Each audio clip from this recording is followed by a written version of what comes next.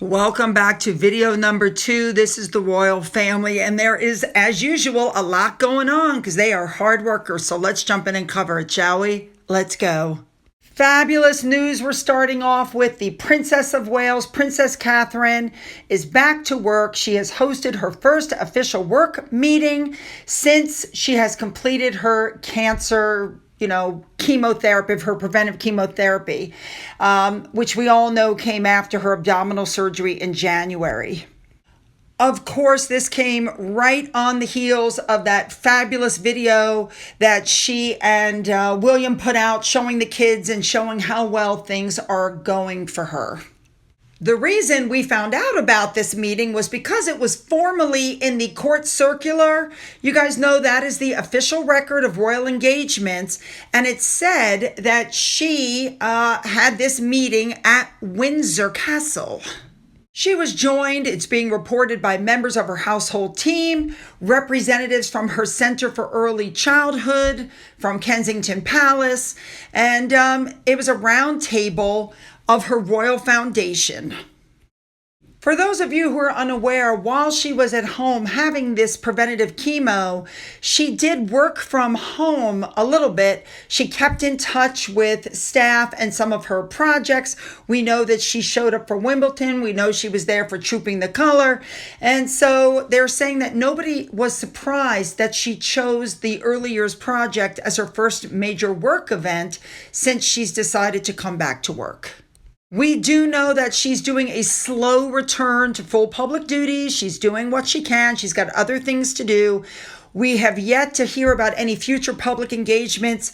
We do know for a fact, however, she will not be attending the Earthshot Prize in Cape Town in November. All right, let's move on. Next up, we have the Duke of Gloucester, who is the vice patron of the Almshouse Association.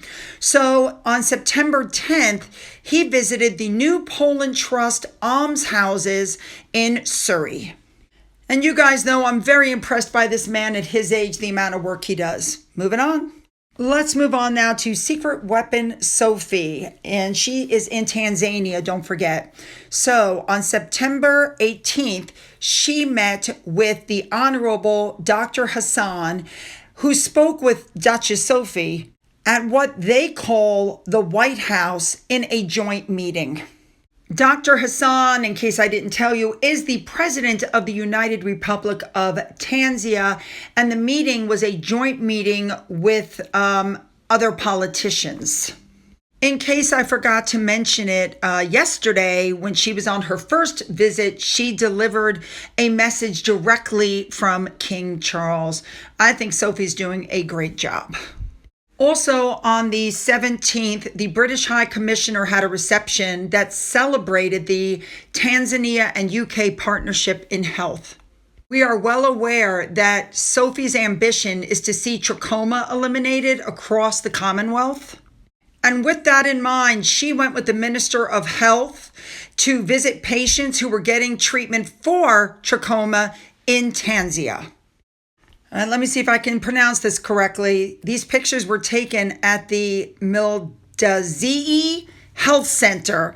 And this is where she was learning, Sophie was seeing the state of providing the correct medical services for the eyes. I will keep you guys up to date on this situation. All right, next up, her husband, Edward, the Duke of Edinburgh, opened the new Hebburn Tri-Station. Obviously, it's called the Tri-Station because it brings multiple stations under one roof. We're going to continue on and we're going to stick with Edward. He went to the Northumberland Barracks. He was meeting cadets at Fox Barracks. How cool is it that this is the barracks which were opened by his mother, Queen Elizabeth, in 1986.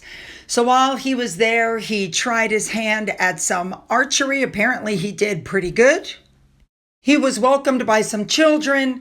He spoke to cadets about the different activities that he's doing for the Duke of Edinburgh Awards.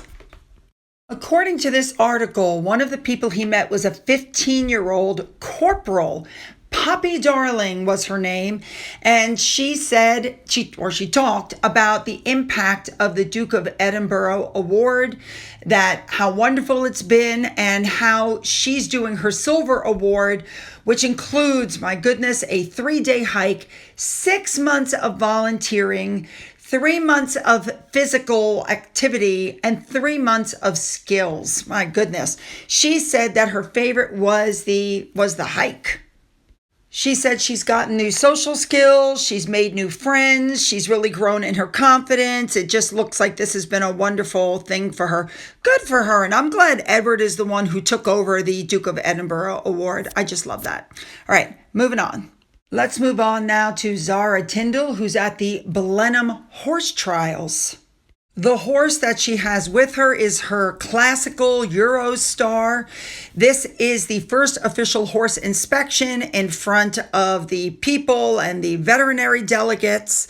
And, she's a natural with the horses. We know that. I was literally getting cool mom vibes from her. You know what I mean? She's just, I just love her. All right, let's move on now. We have Princess Anne next, the Princess Royal. She was at Fawley Hill to present the National Transport Trust Awards for 2024. She is patron of the trust. Now, what this award does is it recognizes the preservation and restoration of vehicles by people that are very passionate and enthusiastic, and they take pride in being part of British engineering heritage. So this year's award winners have preserved and restored, there's some aircraft, some boats, different things like that. One very special award was presented to a man who is 95 years old, Malcolm Stern. He was named the National Transport Trust President's Award at the ceremony. By the way, this all took place on the 17th.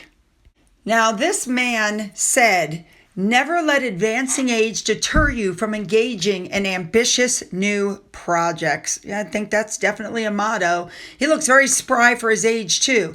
Now, what he did was he took a car. It was a 1930 K74 Talbot Derrick Coupe that belonged to his father, Alec, during his childhood, and he rehabbed the vehicle. That's beyond cool. By the way, after the ceremony, the Princess Royal took a short train journey, which was pretty cool too. All right, moving on. Here we go. Prince William. Rob Burrows' widow wrote a book about her life with, the motor neuron disease. And so William has written the foreword to the memoir. The name of the book, which is coming out next week, by the way, is Take Care, A Memory of Love, Family, and Never Giving Up. So William paid personal tribute to the, quote, legend of rugby league after his death from the disease in June. I love that. All right, you guys, that's a lot. So don't forget to hit the like and the subscribe button and the bell for all notifications. Go down into the description box where you'll find the links to my Twitter, my Gettr, my Rumble, my email, my Patreon, which is currently paused, my Amazon wish list. And for those of you who've donated to my coffee fund, thank you so much. And as always, you guys, have a great day.